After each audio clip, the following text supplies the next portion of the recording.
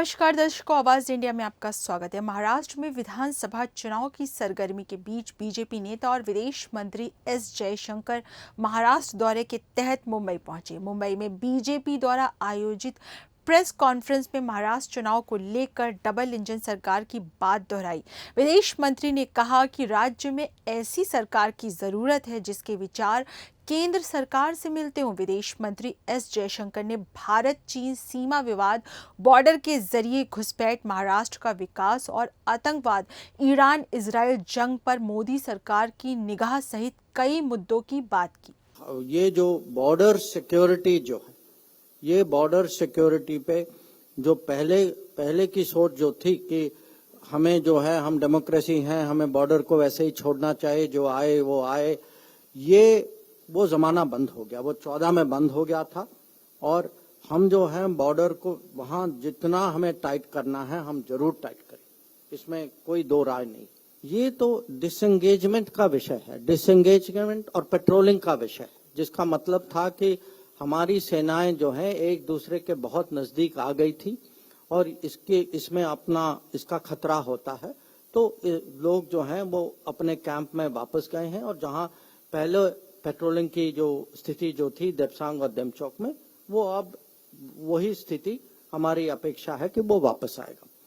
इसके अलावा ये अगला स्तर जो है वो डी एस्केलेशन का मतलब है कि दोनों सेनाएं काफी बड़ी मात्रा में हथियार के साथ उस क्षेत्र में आए हैं। तो वो हम उसको कम नहीं करेंगे जब तक हमें विश्वास नहीं है कि उनके यहाँ भी वो ऐसी डिसीजंस हो। तो ये मिलजुल के बात करने से ही होगा, इस पे भी हमें सहमति बनानी होगी।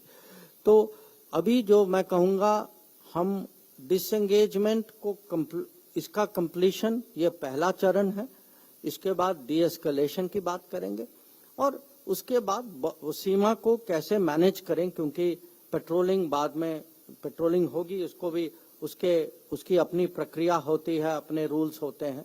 तो कैसे पेट्रोलिंग स्थिरता के साथ पेट्रोलिंग कैसे करें, उस पे भी बात आगे होगी। तो वो आगे का विषय।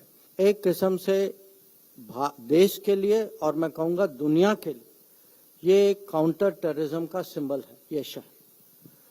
जब हम यूएन सिक्योरिटी काउंसिल के मेंबर थे तो हम जो हैं काउंटर टेररिज्म कमेटी के अध्यक्ष थे और वो काउंटर टेररिज्म सिक्योरिटी काउंसिल की मीटिंग हमने पहली बार भारत में की, वो मुंबई शहर में की और हमने उसी होटल में किया जहां आतंकवाद का घटना हुआ था। तो हमारा मैं कहूंगा कि दुनिया जब देखती है कि टेररिज्म के इस चुनौती के सामने who is standing strong, who is standing firm, who is standing clear, people say India. We are today, I would say, leaders in fighting terrorism. So we have to be very clear in this country.